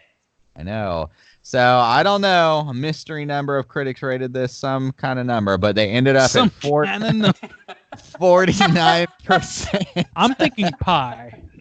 The overall critic consensus is Escape Room fails to unlock much of the potential in its premise, but what's left is still tense and thrilling enough to offer a passing diversion for suspense fans. So, yeah, I agree with that. I mean, that's roughly fair. I will say the poster that's here on Rotten Tomatoes is really cool, and I wish I had a Korean version, but I don't. It's like the girl's Zoe's face, but it's all like slotted into like puzzle pieces, and some of the puzzle pieces have been removed, and underneath is like where the puzzle pieces are moved is like a black and white, and it's like skull. It's like her skull, so like some of like around the teeth area and like the four, like so that's pretty cool. Really cool like design. I like it. Which that's actually, now that you're describing it, I'm looking at the poster for the game, and that's very similar. I was gonna say. There's no really? skeleton behind it. There's but no he's skeleton, like a puzzle but piece. Yeah. The puzzle piece is it's an easy thing that designers go to. So Yeah. Cool. I like it. All right, let's get into the audience score. Oozer rating, not too high. 1,877 for the Oozers. Let's work it backwards. Goth Bob, kick us off. Audience score is... I'm gonna go. I think it's probably a little higher, I would think. So Okay. I'll do 60. I'll go with a 60. 60. All right. Randy. I mean, yeah, I would think it's a little higher too. So, you know what? Grow comedy number 69 for me, please. 69. Hey-o. This is going to be a bust week for Randy. Rob's going to take Rob's going to take it again. Very close. And also, yeah, boy, Soju, man of the people. 52% on the audience score. Wow, that's real close to the critics. Yeah, real close to critics, real close to your boy. Right down the middle, pretty much everybody on this, which I feel like, I don't know, I'm glad that this movie's not getting a lot of shit and people are just kind of like, yeah, it's okay. Which is reflected. You know what's in weird is most of like these scores. mediocre movies in general, like they really irritate me, and I think that's kind of like a common thing where people like they really want to either love or hate something. So it's hard to find a movie that's just okay enough to where you don't hate it for existing. You know? It's true, and that in itself is kind of it, and that's kind of what I was trying to reflect in my score. Is like, hey, yeah, it's a medium movie, but hey, good job for that, because you're right, it is hard to just make something that's just that everybody like across the board, critics and audience, are just like, yeah, that was fine. Yeah, and that was fine as a like. That's a tough mark to hit right now. Not just because people really don't want to like be asked their opinion and not have a hot take. I think is really kind of the core of it. But yeah, Mr. Hot Takes, Mr. Hot Cakes, right? Yes. Yeah. Sure. Why not? Mr. Hotcakes. He comes to me every morning. So yes. Good job, Rotten Tomatoes voters. That's what Randy calls his morning wood. Oh, Mr. Hotcakes. Mr. Hotcakes Comes is here here. every morning. The heavy flow of maple syrup today from Mr. Hotcakes. Hello, Mr. Hotcakes. Buongiorno, cuce. Bringing it back. Oh, God. Man, the last like minute and a half have been indecipherable for new listeners. Yeah, if this is your True. first episode, you've got a lot of work to put in. Oh, You're not man. hard with us yet. Apparently, we only speak in boner puns. So that's all you really need to know. There's a It's lot. really- There's a lot of them. It's really like a 50% boner pun ratio to normal speech. In this Surprise! In case you were trying to decipher. Yeah, we spelt the. And now for our next segment, big old boner. Actually, Randy, let's go hunt. Speaking of boners, oh no, we're going trivia. I always want to jump the gun. You do, Randy. Yeah, let's do some trivia. Sure. Take it away, dog. So there isn't a ton, but I'll read you what I have found. There's a couple interesting things here, and then some things that are baseline. Let's go. So, so there are many deleted scenes from this movie and an alternate ending. Some of the deleted scenes include Zoe stumbling upon a control room with a woman watching monitors of all the various rooms that she has escaped. She holds the woman at gunpoint and forces her to stop the, quote, shrinking room that Ben is in, the one that's crunching him, just before he is crushed to death. This explains how Ben is able to survive the room, a plot hole left in the finished film. Which, yeah, pretty much. Like, it kind of shows that he survived by crawling into the fireplace with a shield. Yeah. Which was clever enough. I appreciated that, actually. But they don't show how he, like, I don't know, wound up in the monitor room where Mr. Architect sitting there ready to monologue his ass to death. Yeah. So yeah, thought that was interesting. And then an alternate ending was filmed in which Zoe receives a clue hidden in a Sudoku magazine that leads her back to her professor's classroom. Once there, she discovers a check from Minos for $10,000 hidden in a compartment where her classroom seat is. She destroys it, but underneath it is her dead mother's compass. A camera/microphone device then arises from her professor's podium, and a distorted voice speaks to her as the classroom door shuts, telling her a new game has started and she has 90 minutes. So, a classic twist of "it's over." Just kidding, it's not over. Yeah, okay, and like we kind of said, all of those like would be like, oh yeah, okay, like it could have gone so really many ways and would have been like, yeah. This movie is not about the ending. It's not really even about a story. It's just about taking each individual step through the rooms. Yeah, like, that's the enjoyable part. So any ending is going to be just like, oh, the puzzles are done. Yeah. So this is one. Numerous intricate deleted scenes were shot but cut. One involves a team of 5 Latino soccer players and their coach attempting the oven room of the escape, only to make too many blunt attempts at breaking the game and resulting in their death. Others include a scene of Ben buying liquor, an extended cut of Zoe returning to the scene of the crime with the police, and extended cuts of the various players trying to solve the initial black puzzle box. I don't think we need any of those last things, but I really would I wouldn't be against seeing another group get fucked by the game. Get murderized. I gotta think that maybe that was cut because they know what the demographic they're aiming for is going to be sort of like younger viewers. That's who's going to be most interested in this. So I thought that was interesting. And then this one's kind of fucked up.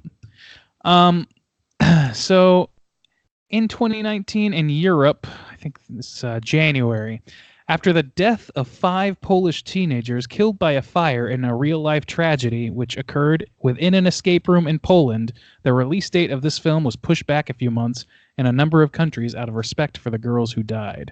Oh, damn. Somebody fucked up. Yeah, this was released, did we say in February? January, like late January, early February, somewhere in that realm. Okay, because January 7th, 2019, CNN wrote this article: Poland escape room blaze, man charged after 5 girls die in fire. So this was on their release month that this happened. Wow, yeah, so maybe they pushed it back a couple weeks then? Yeah, this came out January 4th in the States. Okay, so it was already out. Oh, well, no, I don't know. I don't know when the event happened. I don't know. I'll have to look that up. But this article talking about they charged a guy. So obviously there was either criminal intent or neglect going on. Yeah. That's assumption, which is that is just fucking awful. But you can see how that might affect this kind of movie, this movie in particular, because of especially that first fucking room. Yeah. Good Lord. And even in the newspaper she reads, it talks about like the same kind of thing. The chick from Daredevil, she's like reading the newspaper, and it was like a bunch of people die in a fire warehouse or whatever. Like same deal. Yeah, it is. It's I don't know. It's just kind of one of those things. It's like when 9/11 happened and like 12 movies had to be like, oh shit, we got scenes to cut. Yeah. There you go. Cool. Oh, the trivia. Okay. That's right. it. There wasn't much. That was the most interesting bit. Okay. Well, boys, let's put on our hunting gear and get to it. Putting on Let's my do it. cooter galoshes. Yeah. So we're talking cooters. Just real quick, Justin, for those who might be joining us for the first time, why don't you give them a quick rundown on exactly what a cooter is? If you're joining us, all of a sudden we're really concerned about the new listeners out of nowhere. I'm always concerned about the new listeners, but sometimes we're on a roll and I forget to Sometimes you just pop provide context. Yeah. With vinegar stroke. Vinegar strokes is vinegar syndrome, by the way. We're talking about vinegar syndrome. There will be a glossary and a quiz. We need one. We probably do need one. All right, the cooter for the 215th time or whatever episode is this now. The cooter, we're hunting a person. Bob's favorite thing to do. We're hunting a person. What? This is a type of person that has 4 potentially distinct characteristics. They can have some sexual deviancy. They can have some smug arrogance. They can have some type of manipulation. And maybe they have some kind of weird cooter attire. So let's break down this movie and see if anybody can hit at least 2 of those points mildly to qualify as cooter of the week. So, I mean, we have the obvious choice, which is the villain. Well, okay, so no, not necessarily. We have a main villain, which is shadow people and game master. So I guess don't know them. We don't. Yeah, they don't have any kind of real characteristics. But of course, my and kind of the obvious cooter of the week would be Jason. I would say the guy who's like the young business guy who's like really okay, so he hits the smug arrogance for sure. Yeah, and he puts the tire's dope. He looks great. Yeah, he looks great. No mark there. Yeah.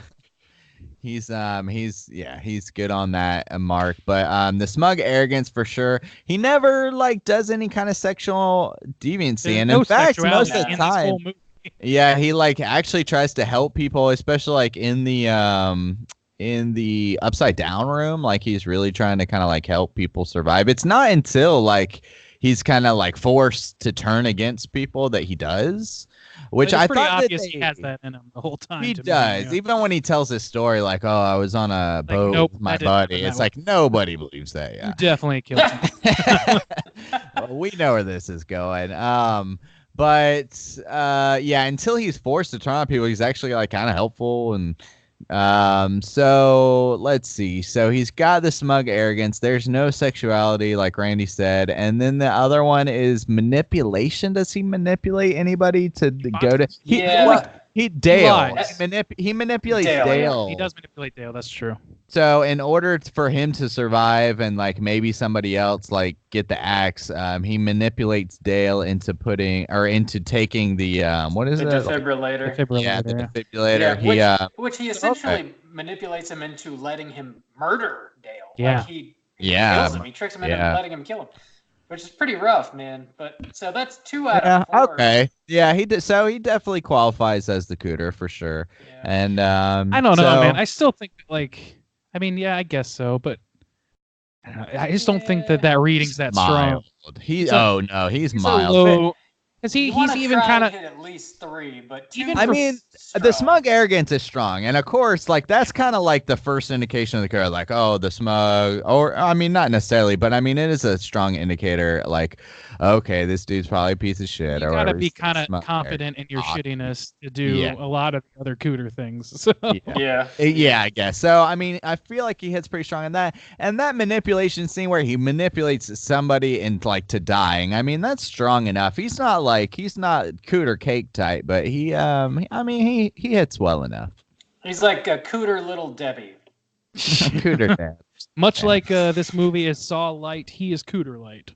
Yeah, he's like the light beer of the cooter realm. 92 cows, baby.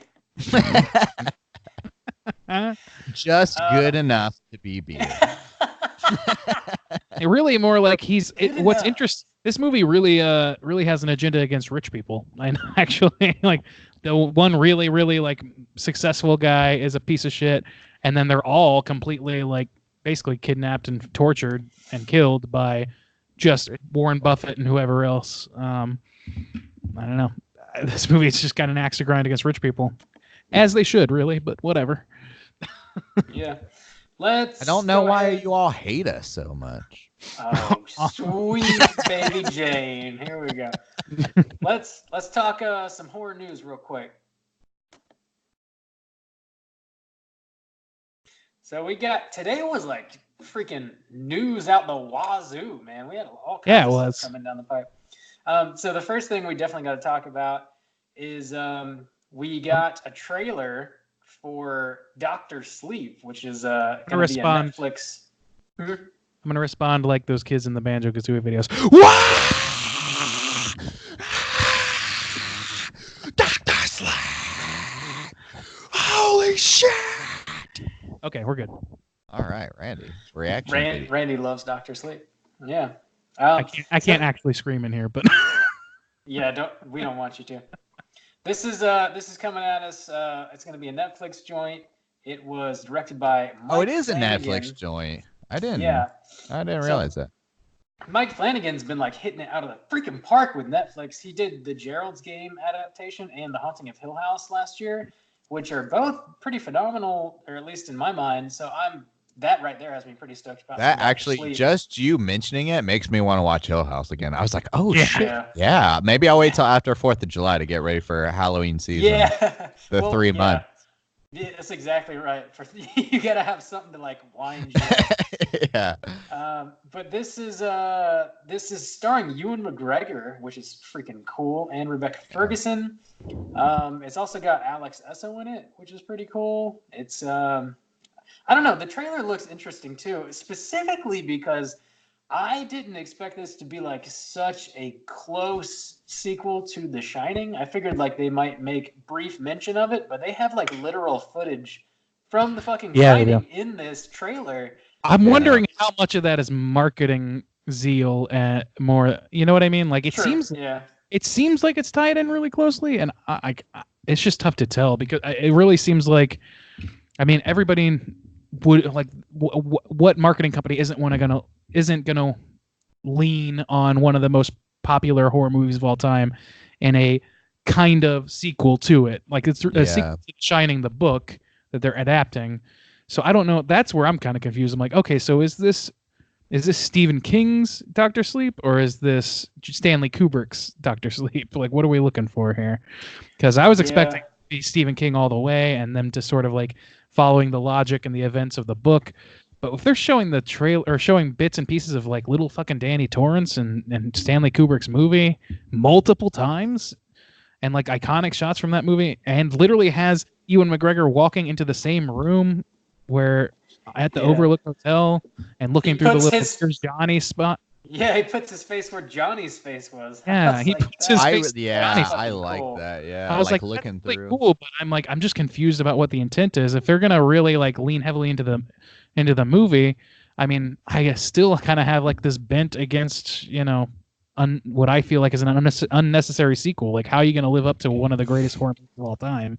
If you do you really want to draw that comparison just to market it, only to then have people have crazy high expectations that only a Stanley Kubrick and 30 years of worship could possibly It's one of those things that I am going to watch and try my best not to compare it to The Shining, but it is extra hard to do that when there's footage from The Shining in it. Right, exactly. And it's like that close of a sequel.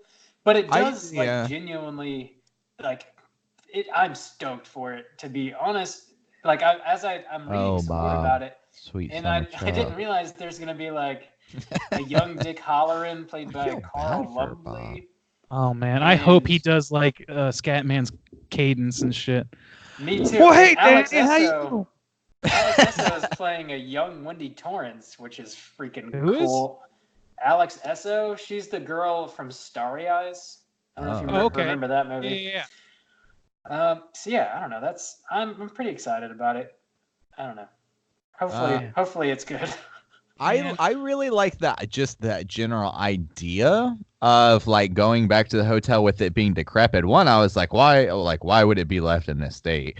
But just for aesthetic purposes, because we had we had a hotel that was really fucked up, but it was like really nice. And so like revisiting that hotel with the idea that it's just been left in ruin for like 45 years huh?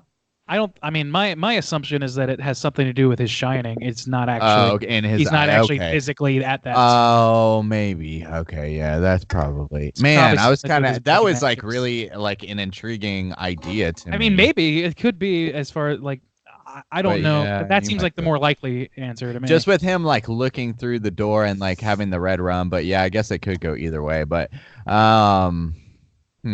well, that was intriguing me. However, I like really am just kind of trying Flanagan's done a good job. Like to best suit this film, I'm trying to just be like, yeah, I'll see it. Or like Bob's really stoked about it. I'm like really even from like them announcing it, I'm not even like necessarily guarded. I'm just trying to keep like an aloofness to it. I'm just like, I'll see it. Like in myself, to try to not put like any kind of, because it is like, how are you going to compare any kind of movie to The Shining? I mean, that's the whole thing behind it. It's like, if you go in with that expectation, like it's not gonna be The Shining. It's not Kubrick. It's like that's it's literally impossible. So like you're only gonna disappoint yourself, I guess. So it's best to just be like, like I don't know, we'll see. Right. It's like my go-to answer for what's your favorite horror movie, the one that I just pull out of my pocket when I don't have time to think about it for a second because it changes all the time, is The Shining. And I mean, for good reason. And it's held up like so well, and it's such a cultural milestone. It's like how when they went to go make new Star Wars for the first time, like Episode 1 would have had to have been the best Star Wars movie ever made, the best fucking action adventure ever made, for it to live up to the hype surrounding it. And I think everybody in America, anyway, probably the world, is a little more guarded about getting that excited over movies at this point, but not enough. Like people still get disappointed on a regular basis by movies that are sequels and prequels and reboots and all this shit. I mean, we've railed on this time and time again. The only thing that's sort of like making this seem that's making me hopeful that this won't blow is two things. It's Stephen King writing the book and like them theoretically like following Stephen King's rubric for it. So I mean, it can't be like fucking terrible, I wouldn't think. And then Flanagan, who, like Rob said, like I haven't seen Gerald's Game still. I need to, but I fucking it's good, love man. Hill House. Hill House is so good, and it's like the perfect kind of like eerie, Victorian setting tone that you want out of a movie like this. A movie like I don't know. Those are the things that give me hope, and the rest is just sort of like, well, it's not going to be as good as The Shining. You just got to like wipe that idea from your mind. There's no way it's going to be as good as The Shining, and if it somehow is as good or better, then like great. But you cannot go in with that expectation. You're just setting yourself up to hate 2 hours of your life. Yeah, true. The next bit of news that we got today is surprising to say the least. I'd say somehow like kept it a complete secret somehow. So Blumhouse let loose a one sheet for a Black Christmas remake that's going to be coming out this December. It's going to be released December 13th, and it's going to be starring Imogen Poots from Green Room. And it's going to be directed by Sophia Takal, who most recently directed the Into the Dark episode New Year, New You, which we've talked about a little bit on the show before. So what are you guys thinking? We don't have a trailer yet, obviously, but Black Christmas remake. This is going to be the second Black Christmas remake, which I can't remember. Did we do a show on the first remake, or did we just watch it? We didn't do a show on the first remake. I think we've done a very, very early show on the OG Black, right? Yeah, that was like episode like 2. Yeah. on like legit. I don't like Yeah. it's like one of the first. I don't think I was even on it. I think it was before I joined the cast, which had to be the first Whoa. 5 episodes. We did the Yeah, Silent it's Night Deadly Night episode remake. That's what I'm 6. thinking of. Yeah. Episode 6. Okay. And then episode 7 was Silent Night, the remake. So Yeah. Oof, that's on a rough one. Christmas horror kick. Yeah. So Yeah. I'm excited to have more movies to watch during Christmas time that are horror. I guess. Like, Yeah. if nothing else, if it can be good, it's like, well, add it to the December list because that movie, there's only so many that we watch. But I mean, I really like the original Black Christmas. I have not seen the current remake, or the former remake, the 2000s one. But I've heard terrible, terrible things. So I mean, if they want to take another crack at it with kind of the A team for horror right now, I'm okay with it. I'm never in favor really of sequels and prequels and reboots for the most part. But I mean, this is one where I don't hold it so precious that I couldn't bear to see it fail again or anything. They've already fucked it up. Like, it's like with Halloween, like they already made a fucking shitty Halloween remake. So how bad could Danny McBride do, really? He That's did pretty good. I know. Luckily, and hopefully it'll be the same scenario here. I love the original Black Christmas. I think it's just an incredible movie. The remake from 2006 is pretty rough for sure. This movie doesn't need to be remade, but if it's going to be remade, I'd want Blumhouse to do it for sure, especially after watching that Halloween 2018 reboot, remake, whatever you want to call it. They definitely bought like a lot of favor with me personally as far as like redoing some of these classic slasher movies. I think they did a really good job with Halloween 2018. And not to mention it's starring Imogen Poots, which she did a great job in Green Room.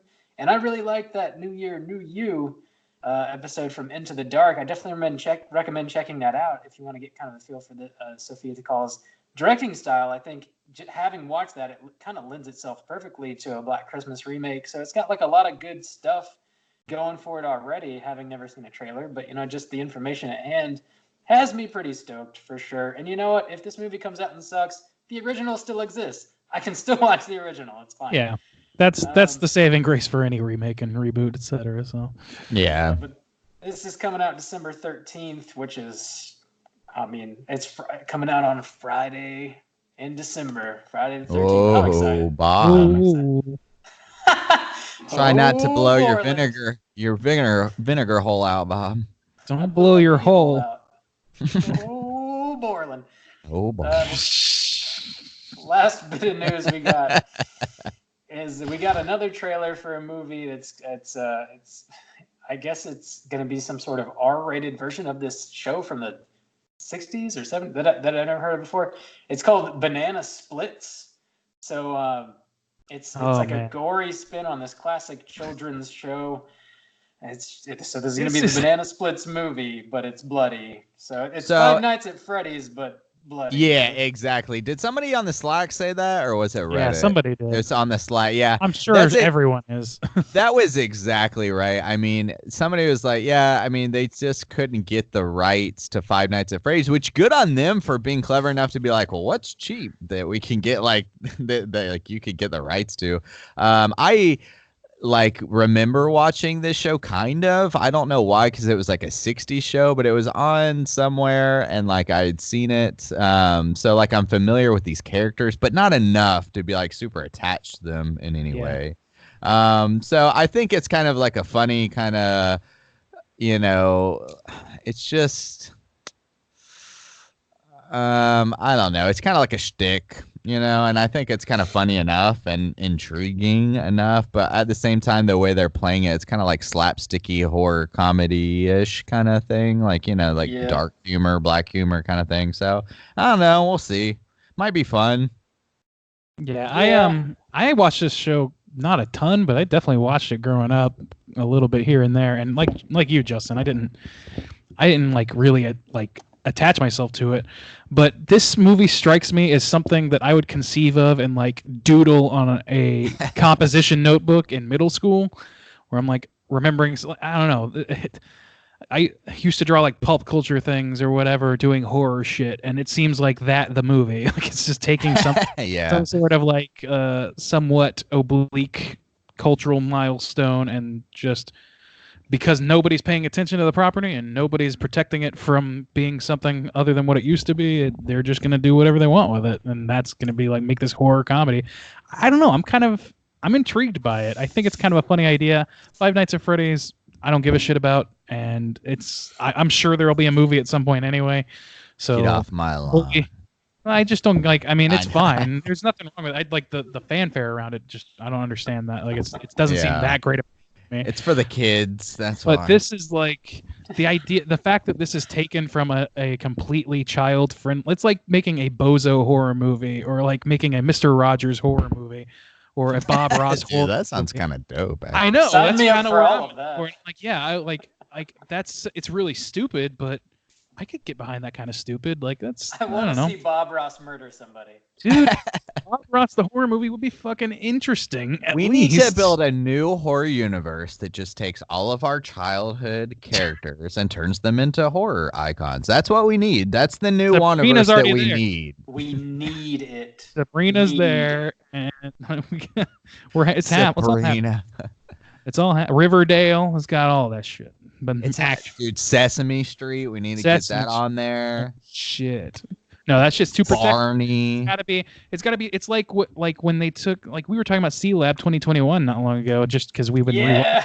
It's that same sort of thing where you're taking this piece of culture out of the trash and just like making found art with it. Trash. Like, it's real. Like I'm okay with that to some extent. Like sort of like polishing off something old and busted that nobody's paid attention to in 20 years, and just trying to put some kind of crazy ass spin on it. I just hope that I'm fine with that too. I just hope it's not so stupid that it's not entertaining. Because if it's not entertaining, then if it's just pure concept and that's it, and it's like, okay, we're gonna do this, just slap together a script, slap together some actors, and we'll run it through in a weekend. That's the only real danger here. If it's better than that, then it succeeds at giving me what I want, which is people being ridiculous with existing IP. The Adrian Barbobot. Anyway, so yeah, that looks like it could be okay. I don't know. I'm intrigued by the idea, but the trailer does not inspire confidence in me. But that's pretty much it for the news. We do have a voicemail this evening. So let's go ahead and jump into our voicemails from the further/hotline stream segment. If you at home would like to give us a call and leave us a voicemail to be featured on our next show, you can hit us up at 904-638-3231. So we got a voicemail here from Corey this week. Let's go ahead and jump into it and see what Corey has to say. Here we go.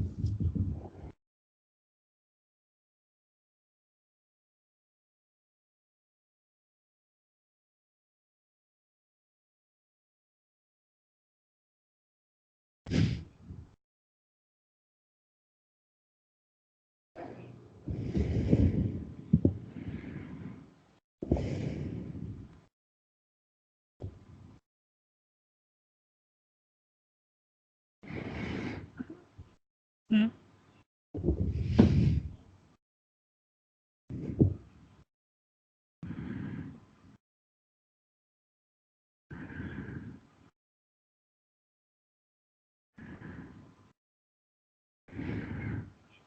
Mm.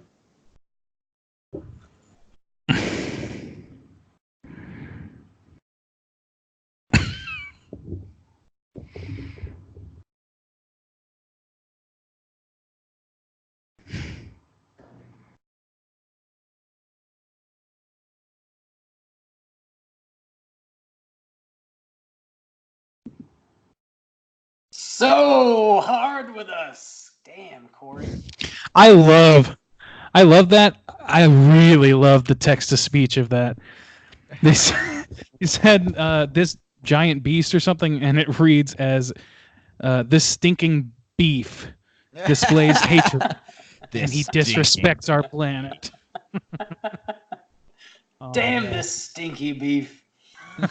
That is by far the most thought out, thorough voicemail I think we've ever got. That's like a complete mini review right there. Sounded like like an audition for Straight Chillin' Host. That's true. You're on Maybe. Yeah. Which one? Rob, you're always on thin ice. Whoa! Hey! Whoa! That's true. He does live in town, so he could come over here and murder me and just start talking to you all. Just wearing a Goth Bob face. We'll never know. It would be the first, as far as we know. Never know. Goth Bob. Thanks for calling, Corey. I much appreciate your input for sure. And like I mentioned, we were talking about this movie. I kind of wish that I had more of a background with Godzilla movies. I feel like I probably would have appreciated the movie a little bit more. But I don't know. Yeah, I gotta say, man, the polarization on this movie is shocking to me. Even I was talking with our former host, The Godfather, and Rick Ross, and they love big spectacle movies. They live for that shit, and they're like, "Yeah, it was all right." And I was like, "What?" Holy shit! I mean, that's how I felt about that too. No, I know, but they I mean, just I guess some people that I thought would love this movie are pretty mediocre on it, and the people that I didn't think would love this movie, it seems really, really split. And every time I hear somebody new talk about it, I'm always kind of surprised. Even this 5 out of 5 reviews, wow, okay, I mean, I enjoyed it, but so it's interesting to hear other people's hot takes, their hot cakes and their hot takes. Hello, Mr. Hotcakes. Yeah, so, it's got the spectacle, but I do get hung up on the plot. I think the plot does matter. That's the only point I think I disagree with Corey on. It does matter, and I think it is also very dumb. Yeah, that's definitely the weak part, but it's the weak part of every Godzilla movie, if I understand correctly. So maybe so, but yeah, I don't have that language either. I don't know. I haven't seen but it doesn't. It would bother me in those movies too, probably. So probably, yeah. True that. But thanks for calling again, Corey. Again, if any of y'all want to leave us a voicemail to be featured on the next show, you can hit us up at 904-638-3231. And that's going to do it for us here at Straight Chilling this evening. We're going to be back next week with another episode. We're going to be talking about a little movie called Feast, which was chosen by our lovely Patreon supporter, Vincent. Thanks, Vincent, for hitting us up. I'm kind of excited to see this one because it's another one I've never seen before. Which all right. Our Patreon supporters have been picking a lot of movies that I think none of us have really seen or even really know much about. So that's pretty cool. This might be the same, but I think Vincent might be hot on YouTube lately. Somebody's been commenting a lot, so might be the same Vincent. Appreciate you, guy. Really hard with us. # hard with us. So damn hard. So damn hard with Randy. But until next week, please rate, review, and subscribe to us on the iTunes. It's a really good, easy, free way to support the show. It helps people find us that don't know we exist, and we appreciate it very much. You can also hit us up on Twitter at STR8_chilling. We're on Instagram at Straight Chilling Podcast. You can send us an email through our website, straightchillingpodcast.com. If you want to join us on Slack, which I just found out is exactly like Discord. Never knew that. I don't know what that is. It's exactly like Slack. Yeah, Oh. y'all some old bitches. That is accurate. But Yeah. If you want to join us on Slack, just let us know via any one of those social media websites I just mentioned, and I can send you a link so you can do that. We talk about the movie of the week. We talk about music. We talk about video games. We talk about trailers, news, whatever comes up. All kinds of fun stuff all throughout the week.